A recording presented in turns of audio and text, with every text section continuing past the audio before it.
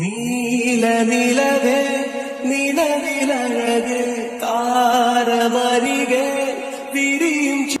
ബഹുമാനപ്പെട്ട അധ്യക്ഷൻ, മറ്റ് വേദിയിലും സദസ്സിലും ഒരുമിച്ച് കൂടിയ പ്രഗത്ഭ വ്യക്തിത്വങ്ങളെ, നാട്ടുകാരെ, സുഹൃത്തുക്കളെ, നമ്മുടെ ബ്രൈറ്റ് അക്കാദമി സംഘടിപ്പിച്ച ചിരിയുടെ ഗുണങ്ങൾ എന്ന വിഷയത്തെ ആസ്പദമാക്കിയുള്ള ഒരു സെമിനാറിലാണ് നാം എല്ലാവരും ഇവിടെ കൂടിയിട്ടുള്ളത്. ഈ വിഷയത്തിൽ രണ്ട് വാക്ക് സംസാരിക്കാൻ എനിക്ക് അനുവദിച്ചതിൽ ഞാൻ സന്തോഷം അറിയിക്കുകയാണ്, സംഘാടകരോട് പ്രത്യാശ അറിയിക്കുകയാണ്. എന്നാൽ ചിരിയുടെ ഗുണങ്ങളെന്ന് പറഞ്ഞാൽ നമ്മൾ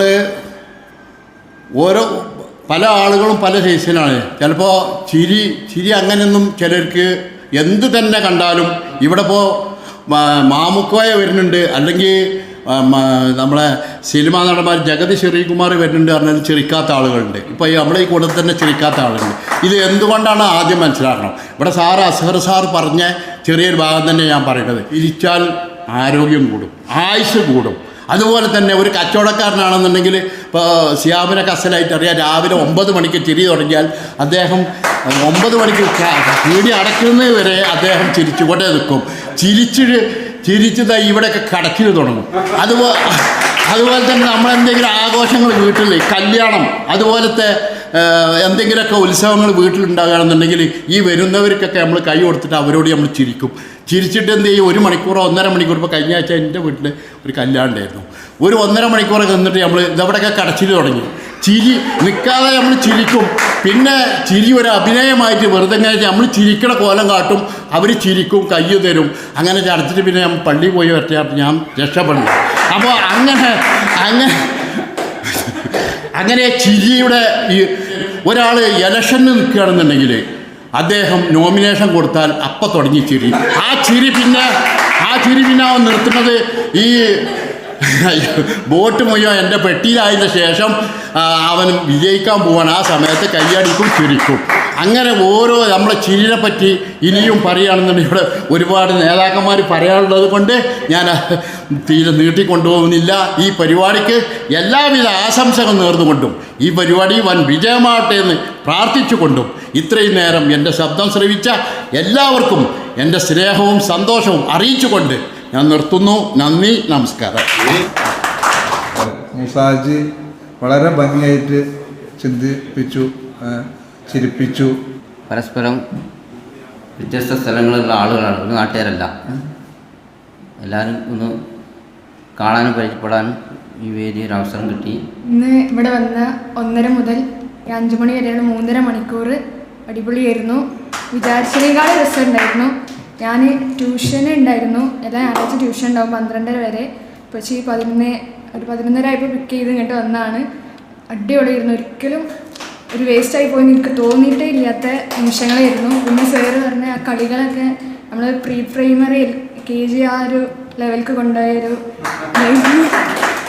പിന്നെ എനിക്ക് ഏറ്റവും ഇഷ്ടപ്പെട്ട പ്രസംഗമാണ് മൂസാജി കാക്കാൻ്റെ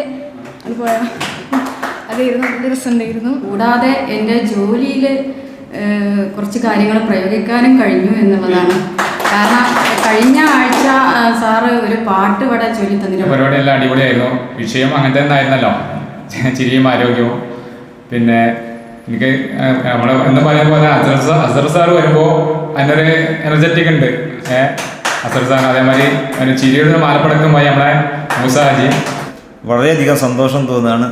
തീർച്ചയായിട്ടും എല്ലാവരും ഇതേമാതിരി പങ്കെടുക്കാൻ കൂടുതൽ ആളുകൾ വേണം. ഇതുമാതിരി ഇവിടെ പങ്കെടുക്കുക, ഇതുമാതിരി അതിനെപ്പറ്റി സംസാരിക്കുക, ഫീഡ്ബാക്ക് വരാം. അതൊക്കെ ഒരു ജീവിതത്തിൽ ഒരു രസകരമായ ഒരു സംഭവമാണ്. പുതിയതായിട്ട് പട്ടാമ്പി സഹോദരന്മാർ ഇവരൊക്കെ ജന്മസിദ്ധമായിട്ട് തന്നെ പ്രാസംഗികരാണെന്ന് എനിക്ക് തോന്നുന്നത്. അപ്പം നമുക്കും ഒരു ഉൾഭയണ്ടാണ്, കുറച്ച് ചെറിയ അളവിൽ കുറഞ്ഞിട്ടുണ്ടെന്ന് തോന്നുന്നു. ഈ വേളയിൽ മണി 5 ആകുന്നു. എനിക്ക് തിരുവനന്തപുരം വരെ പോകണം. ഇന്ന് തന്നെ രാത്രി അങ്ങ് എത്തുകയും വേണം. എന്തായാലും ഇന്നത്തെ ക്ലാസ്സിൻ്റെ തുടക്കത്തിൽ നമ്മളെ മോളെ സാറവിടെ ഇരുന്ന് വിളിച്ചപ്പോഴത്തേക്കും സാധിക്കും. മൂസാജി സാറ് എല്ലാ ക്ലാസ്സിലും വരും. ഞാൻ ഇതിൻ്റെ ഇത് മൊബൈലിൽ കാണും. അപ്പോൾ അദ്ദേഹം എല്ലാത്തിനും ഉണ്ട്. അപ്പോൾ അദ്ദേഹത്തിന് അതിൻ്റേതായ ഒരു പ്രോഗ്രസ് നേടിയെടുക്കാൻ സാധിച്ചിട്ടുണ്ട്. ബ്രൈറ്റ് അക്കാദമിയുടെ ഒരു മുത്താണ് അത്. നമ്മളെ പൈസ സാറ് വാർത്തെടുത്തൊരു മുത്താണ്. എന്നും എല്ലാവർക്കും കാണിച്ചു കൊടുക്കാൻ പറ്റുന്ന, ഈ സ്ഥാപനം കൊണ്ട് എന്ത് നേടിയെന്ന് ആദ്യം കാണിച്ചു കൊടുക്കേണ്ട ആളാണ് മൂസാജി. നല്ല സൗഹൃദങ്ങളും നല്ല അനുഭവങ്ങളുമായി എനിക്ക് ക്ലാസ്സിൽ കിട്ടിയത്. ജീവിതത്തിൽ ഒരിക്കലും മറക്കാൻ കഴിയാത്ത നല്ല നല്ല നിമിഷങ്ങൾ ഈ ക്ലാസ് കൊണ്ട് എനിക്ക് കിട്ടിയിട്ടുണ്ട്.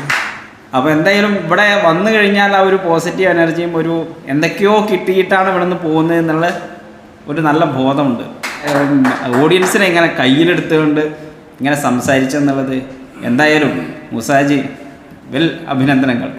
നീലനിലവേ നിലവിലഴകെ താരമരികെ വിരിയും ചിരിയെ പാറി ഉയരാൻ ചിറകിലരയാൻ തോന്നലുണരും. മുസാജിൻ്റെ പ്രസംഗം കേൾക്കുമ്പോൾ സത്യത്തിൽ അസൂയ തോന്നുകയാണ്. കാരണം ഞങ്ങൾ ഒരുമിച്ച് വന്നതായിരുന്നു. ഒരു 6 മാസത്തോളം ഗ്യാപ്പ് വിട്ടതോടെ എനിക്ക് ആ സ്ഥാനത്തേക്ക് എത്താൻ പറ്റിയല്ലോ എന്നുള്ള ഒരു സങ്കടമുണ്ട്. ഞാൻ അവിടെ നിന്നൊന്നും സംസാരിക്കണ ആരും അധികം കണ്ടിട്ടില്ലല്ലോ.